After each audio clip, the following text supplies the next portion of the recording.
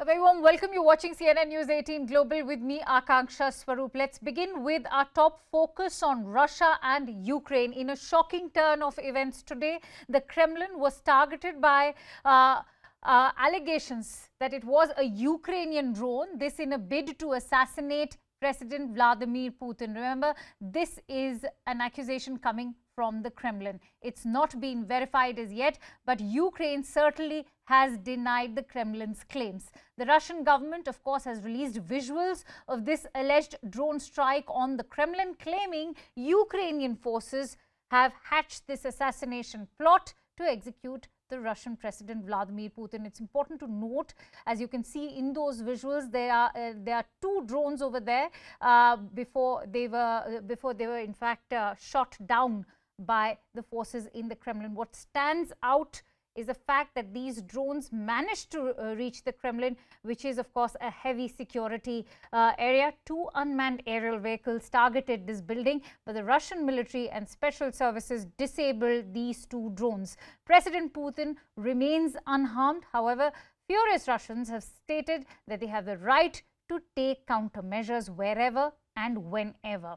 Remember, this comes just ahead of Ukraine's counter-offensive in a bid to reclaim territories under Russian control, as the Russian war machines face logistical issues, including shortage of arms, medicines, and even a low morale on the front line.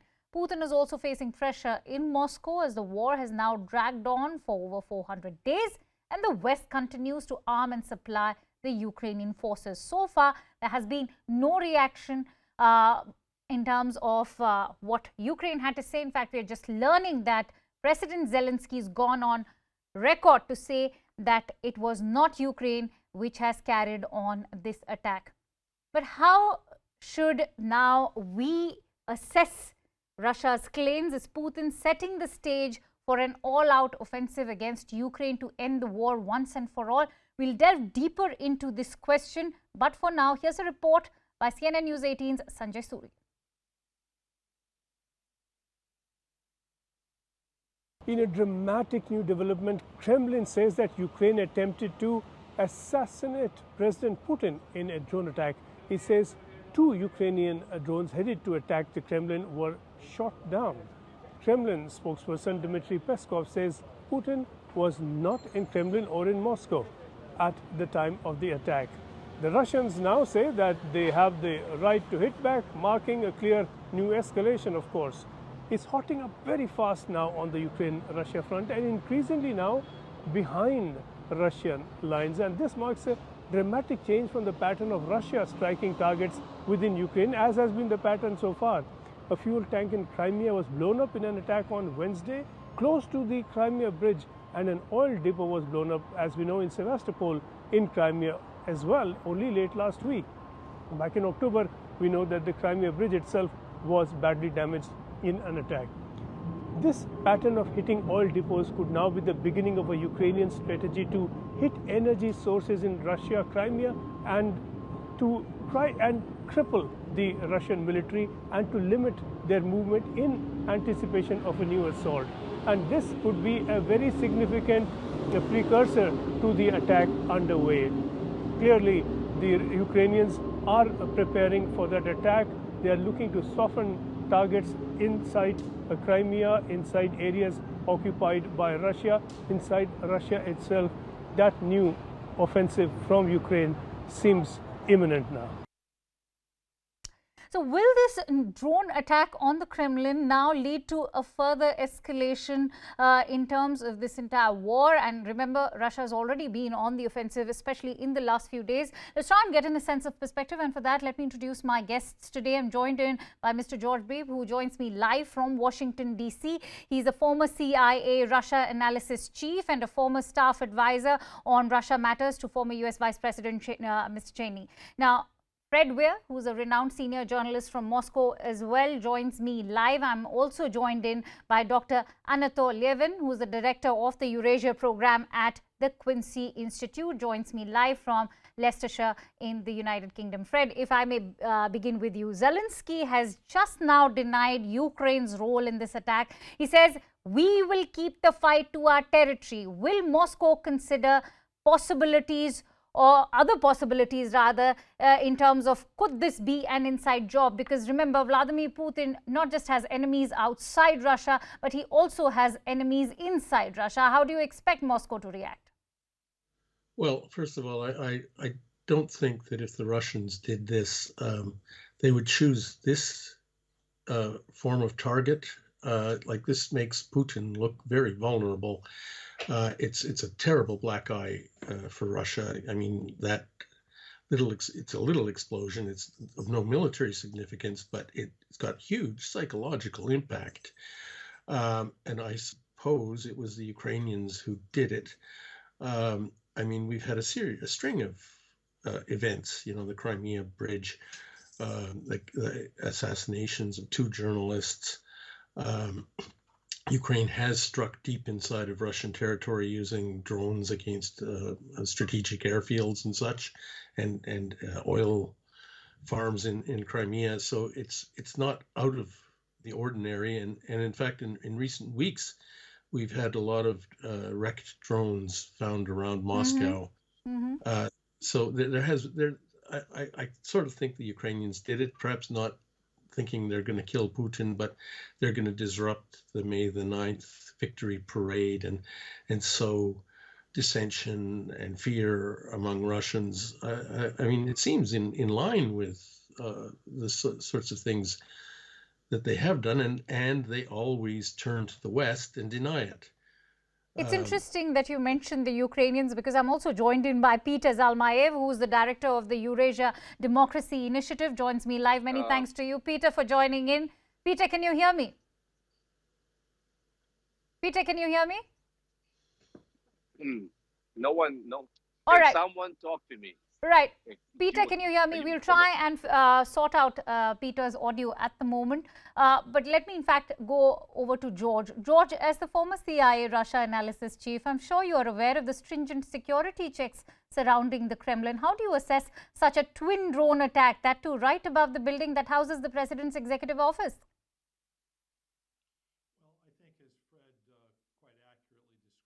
This is in fact an embarrassment for the Kremlin, which makes me doubt that this was some sort of Russian staged false flag attack.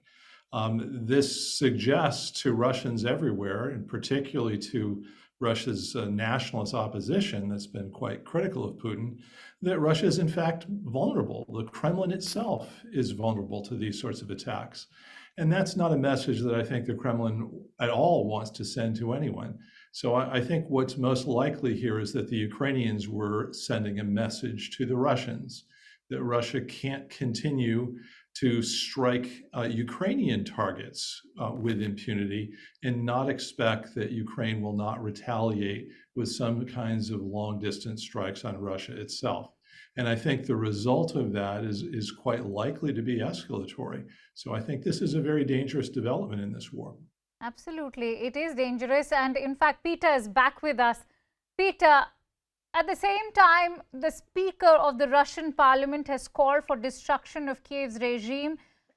What kind of reaction will now Kyiv be preparing for? We've already seen air raids and drone attacks in the past few days targeting Ukraine. How is Ukraine now expected to react, especially at a time when they've in fact also come out with a stamp, surprisingly, that many of us within the media are also watching as a silent admission by Ukraine that this attack has been conducted by them?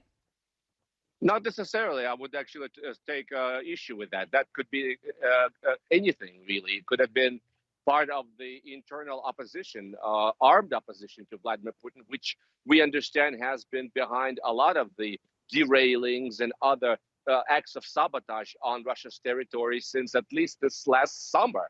So this has been happening all along. Just because the post office is issuing this stamp does not equal admitting responsibility. Having said that, obviously, Ukraine is completely justified in striking pretty much any target in Moscow, just because Russia has done that, and Russia is the aggressor here. If Vladimir Putin had not started this war, you would not be seeing fireworks over the Kremlin, and this much was admitted by Anthony Blinken, the U.S. Secretary of State. He said it's up to Ukraine to decide how it will defend its territory. So to answer your question, what Ukraine will do, obviously this is going to be another night. We've had 3 nights in a row with shellings and attacks, and we may be facing some scenarios such as this. If indeed this was a false flag operation, a provocation by the Russians, then we are in for a very troublesome time. But it's not something we haven't seen already.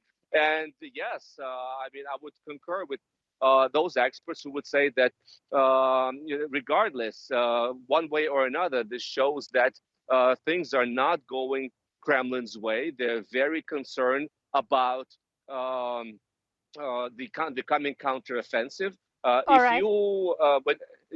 You asked me this question, what to expect if you are hinting at the possibility of, let's say, a nuclear attack. Well, the common sense dictates that the use of nuclear weapons is most useful when it's not used, as a threat.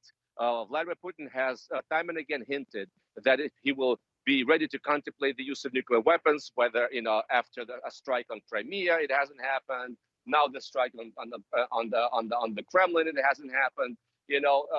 NATO is supposedly fighting against the Russians on Ukraine's territory. This is what they're claiming, and this would cause this sort of retaliation, nuclear retaliation. That hasn't happened. So I would rule that out at this point. Those threats and counter threats have been happening for over a year. We'll delve deeper into how to read as far as Putin's threats are concerned. But let me also finally go across to Dr. Anatol.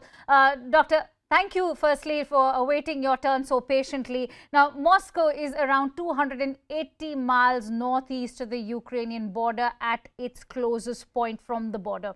Yet the drone managed to reach the Kremlin. What does it speak of the security checks at the Kremlin? Well, we don't know where the drone was fired from. I mean, it could have been smuggled into Russia and fired from much closer range.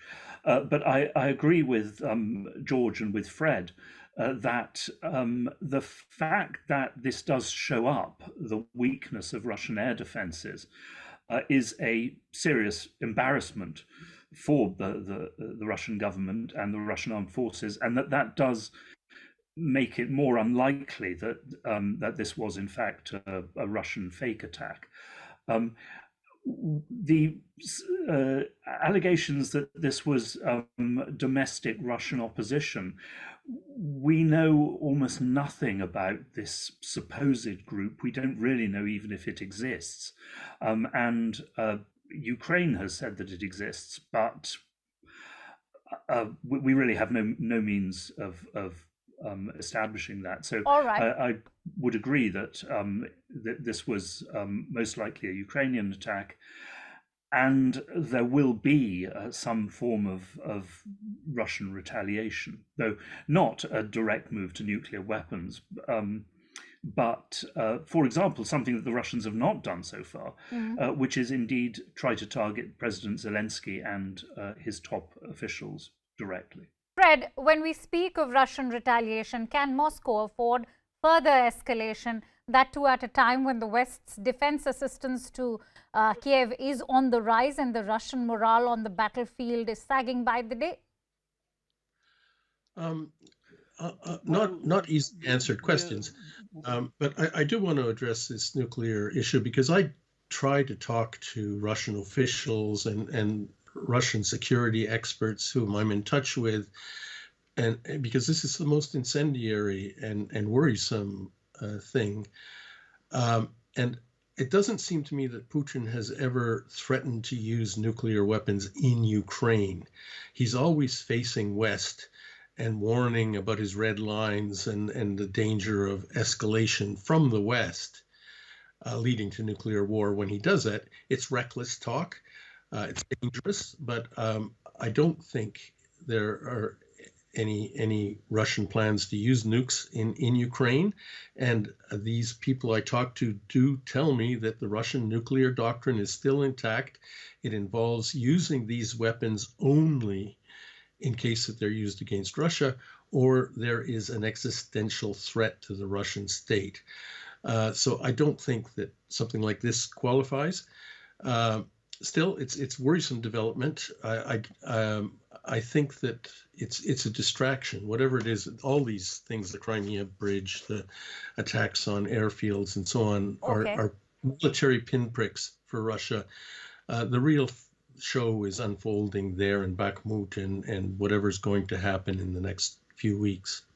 All right. George, only yesterday the US National Security spokesperson John Kirby went on record to state that Russia has suffered over 100,000 casualties in the last 5 months. What does it mean for Russia's winter offensive, and can Vladimir Putin afford to react like a loose cannon? Well, I think from Russia's perspective, they want this war to be a war of attrition. They don't have the ability to compete effectively in a war of maneuver that pits US and NATO high technology weaponry, precision guided munitions, real-time battlefield intelligence against Russia's technology. They have a disadvantage in that area.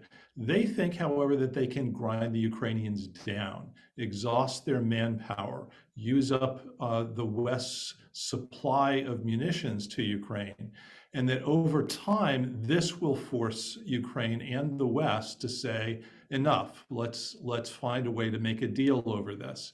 So yes, a war of attrition is inflicting great casualties on Russia, great damage. But the Russians believe that they have greater reserves, greater capacity to endure these losses than do Ukraine and the West. All right, Peter, you heard what George has to say. Now, at the same time, let me quote what Mikhailo Podolyak, an advisor to President Zelenskyy, has said today on the claim of this attempted drone attack. He says that Russia is clearly preparing a large-scale terrorist attack. How do you weigh in on that reaction or that fear that Russia might now use this as an opportunity to further escalate its offensive? Well, first of all, I would agree with those who say that Russia does not need any excuse to unleash its terror against civilians and completely unmilitary targets. It's happened throughout. We've seen that. But at the same time, look at how Vladimir Putin came to power in 1999. There's strong suspicions that the apartment bombings, which were used to restart a war against Chechnya, that allowed Vladimir Putin to demonstrate a strong hand, were orchestrated by KGB agents, by FSB agents, and by Putin himself. And I believe that. That's very likely. Having said that, I would also add that immediately after the incident today, members of Russia's parliament and other officials have and propaganda hacks on Russian TV have demanded a retaliatory strike on Kyiv, and precisely as you said, strike on Vladimir Zelensky's office. So, let's not even second guess what they're saying. I mean, if this is what they're saying, that this is what Russia is planning to do, and like I'm in Kyiv right now, I'm broadcasting from the center of Kyiv. We're just going to be hunkering down and hoping that the air defenses that Ukraine has gotten, including the Patriot systems, thanks to the US, Germany, and the Netherlands, they will do their job. Peter, since you mentioned that you are there and I can see you right in the heart of Kyiv, what is the situation ever since that news filtered in of the drone attack on the Kremlin? How's the government reacting? What is the situation on ground level? The government is reacting calmly. Once again, the official position is that Ukraine has nothing to do with this. People are sort of, by now, we're talking about 15th month of war. People are pretty much inured to all these, events. And we saw what the bombing of the Crimean Bridge led to almost the next week, a few days later. This terror against civilians started. This was October 10th. This happened, and the first missile attack. And you could just see people are strolling with their dogs, with their children. Which in fact is heartwarming. That's in fact heartwarming. I saw some children, in fact, scared behind you, and that was actually a heartwarming visual to see those children. But also, let's just say, our air defenses have done a marvelous job, and the rate at which we shoot down these missiles has been growing. Thank God. Right. On a more serious note, Dr. Anatol, the US Secretary of State Antony Blinken has just said that I would take anything coming out of the Kremlin with a very large shaker of salt. Going by what he has to say, is Russia trying to change the narrative in this war through this attack? And is this now going to give them an opportunity to scale up their already fierce offensive? Well, once again, I mean, we really cannot say for sure who carried out this attack. There is the allegation that it was the Russian side, but we have no evidence of that. But as I said, I mean, undoubtedly, I think Russia will launch a new form of attack in response to this. I don't think that Russia is going to launch itself a massive ground offensive, because all the evidence is that they're going to wait for the Ukrainians to attack and see, see how that goes. Then possibly Russia will counterattack later in the year. But I think what this really illustrates is that, this is like so many wars. I mean, this is a very volatile situation. Very unpredictable things can happen, which can lead to drastic escalation. That is true whoever was responsible for this attack.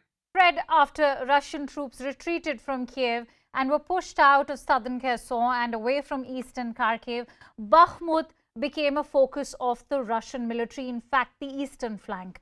Does that mean that the fight for Bakhmut has now become largely symbolic than strategic? Yes, I think so. I'm sorry, Dr. Anton, that question's for Fred. Oh, sorry. And I was going to disagree. I think Bakhmut is awfully important. The Russians tried several times, first to surround Kiev and make the regime fall with shock and awe. That failed. They pulled back and attacked the Donbass from Russia. Then they were pushed out of Kharkiv because they had very, very sparse defenses there.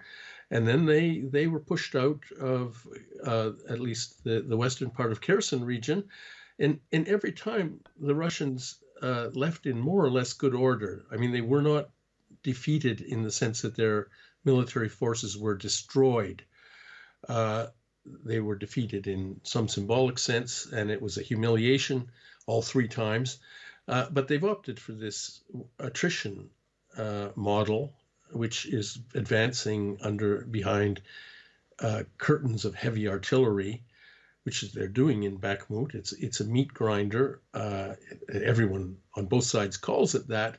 And I think that when the facts are known, we'll find that the casualties on both sides were horrific.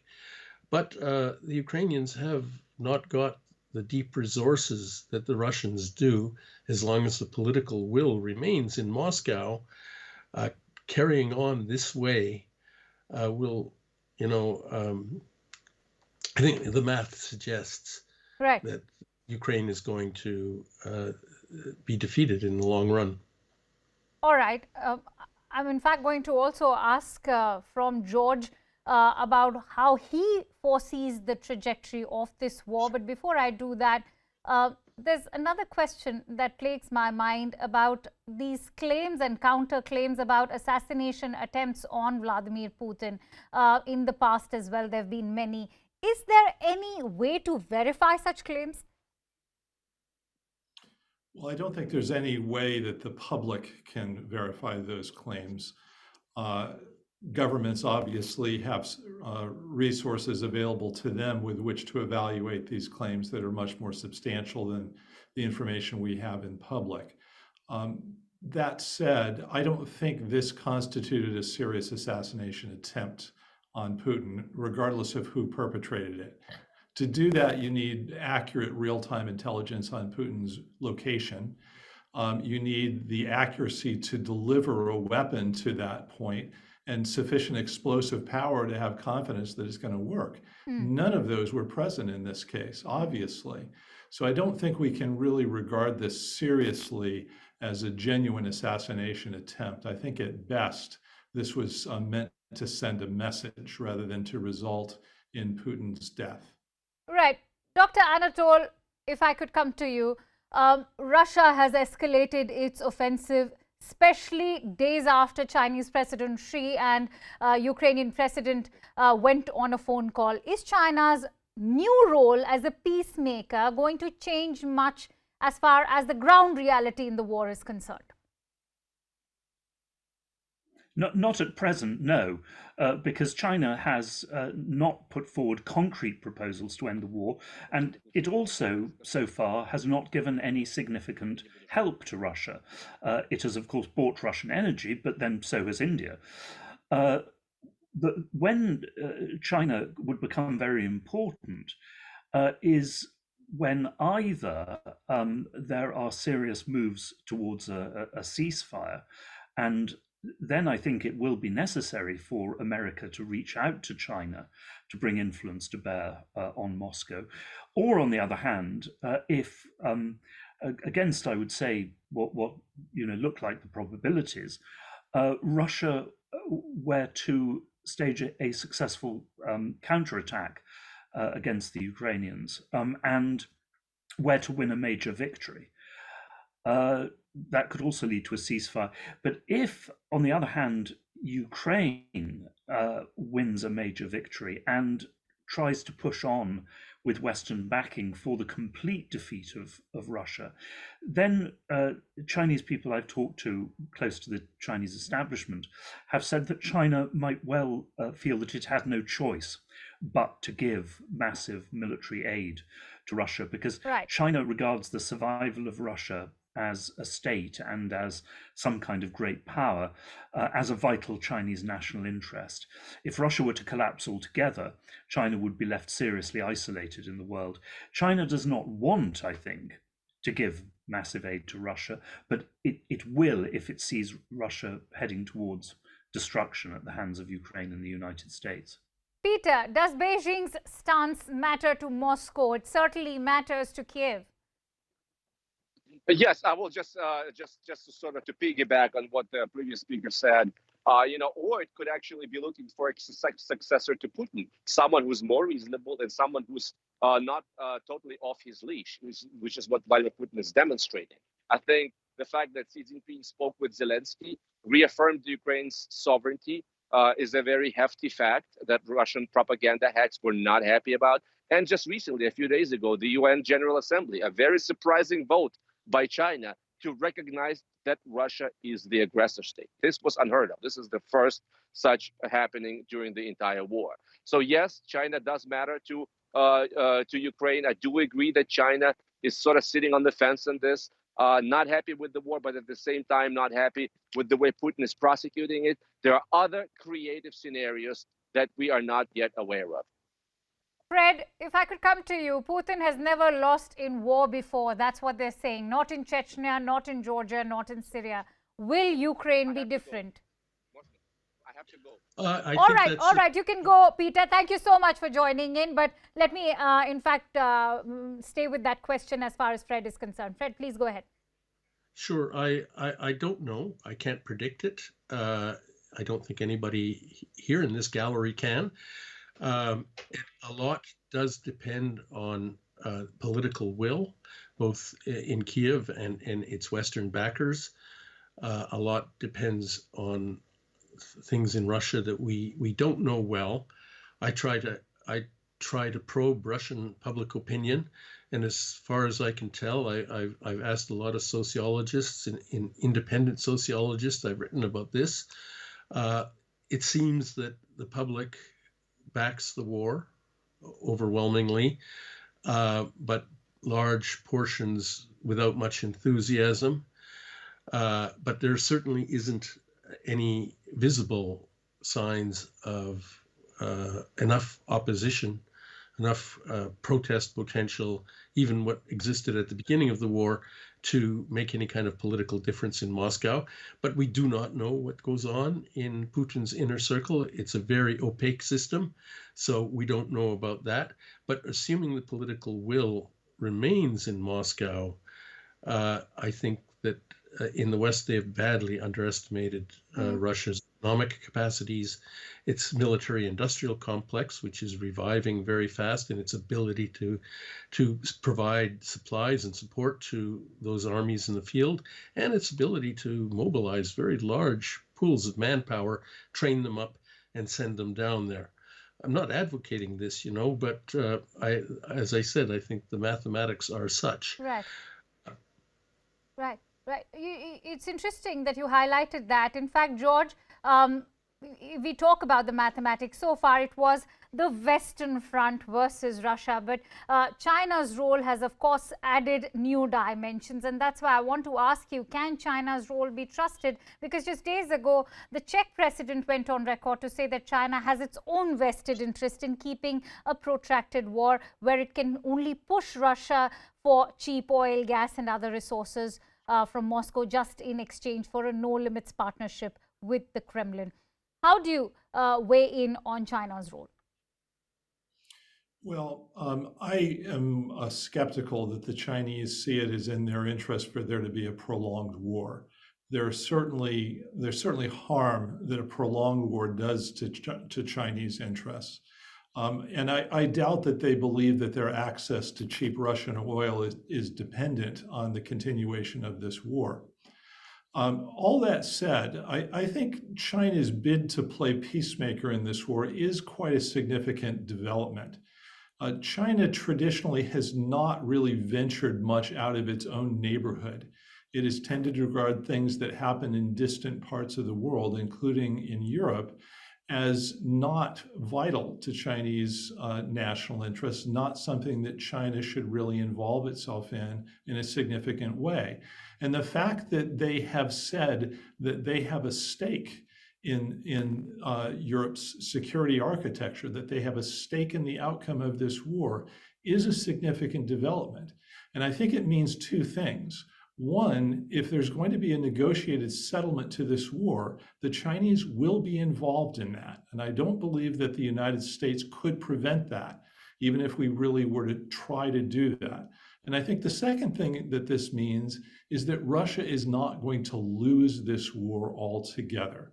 I think it's evident that they're not going to be able to achieve all of the strategic objectives that they began this war with.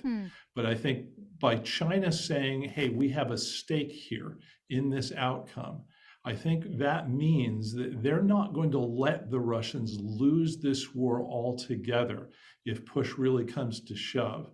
So that reality, I think, imposes some real limits on what Ukraine and what the United States and Europe can realistically aspire to achieving in this war.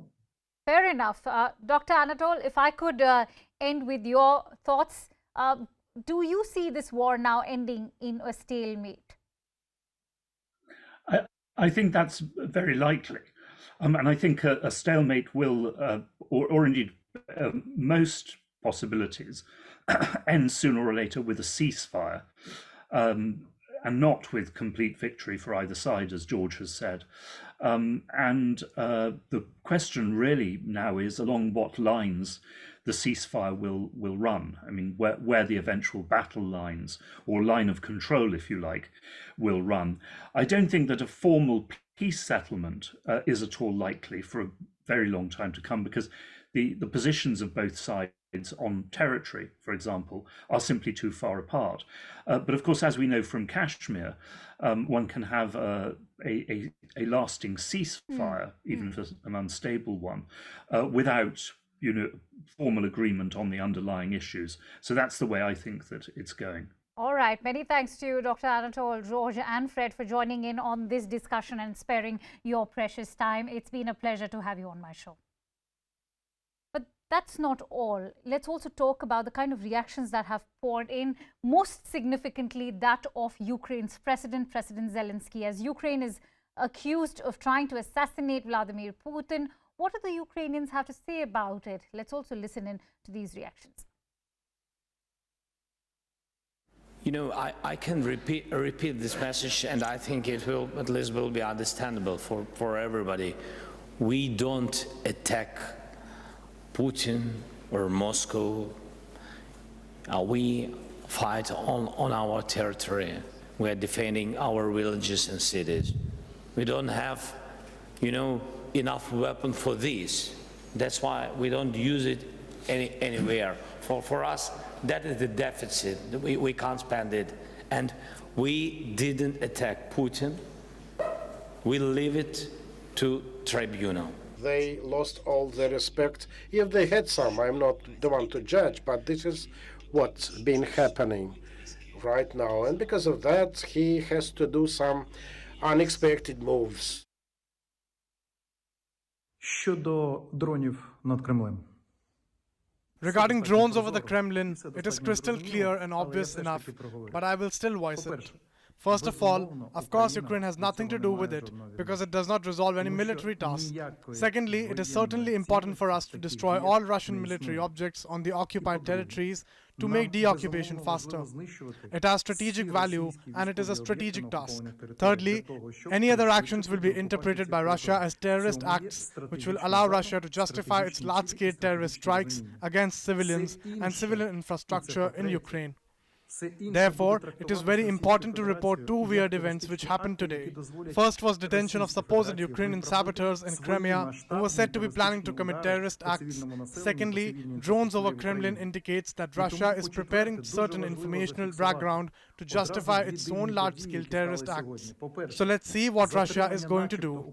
I underline one more time, attacking Kremlin with drones is not Ukraine's goal. Дрони над Кремлем говорять про підготовку Росією. As we've been discussing, this war so far has been between a West-led Ukraine and Russia. But what is going to be China's role and how has China assessed this entire situation? Let's try and get in a sense of perspective. And for that, I'm joined in by Chinese geostrategist Andrew K.P. Lung, who's joining me live right now. Many thanks to you, Mr. Lung, for joining in. The first and foremost question is, how do you assess such an attack on the Kremlin, that too over a building which houses the president's executive office? What does it speak of Kremlin's security checks? This is unlikely to be a Russian's own kind of plot, because the right on the top of the Kremlin. I mean, if it was done by Russia itself, it is actually an invitation for others to imitate this kind of terror attack.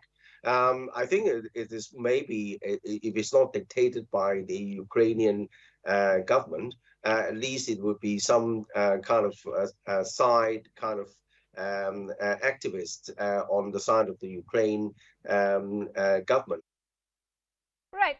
Andrew, at the same time, when we talk about China's role, there's also India that comes into the limelight. And this entire attack has happened at a time when India is chairing the SCO meet. This is going to be extremely significant considering the Russian foreign minister is going to be present along with the Chinese foreign minister at the same time. Will this now place greater pressure on India to walk that diplomatic tightrope? Because the SCO is not designed to end the Ukraine war. I don't think that India needs to be too rattled by this, because this incident nobody wants. It's unexpected, and all parties want the war to end sooner rather than later, except perhaps the United States. The United States have been going on saying that it doesn't see that the war should end because it was consolidate against Russia. But even the United States is not objecting, is not holding Zelenskyy back in having this telephone conversation with President Xi, suggests that even the United States himself wants to end the war. But then all sides want the war to end on their own terms, which is not possible. All right. Many thanks to you, Mr. Andrew K.P. Lung, for sharing in your precious inputs.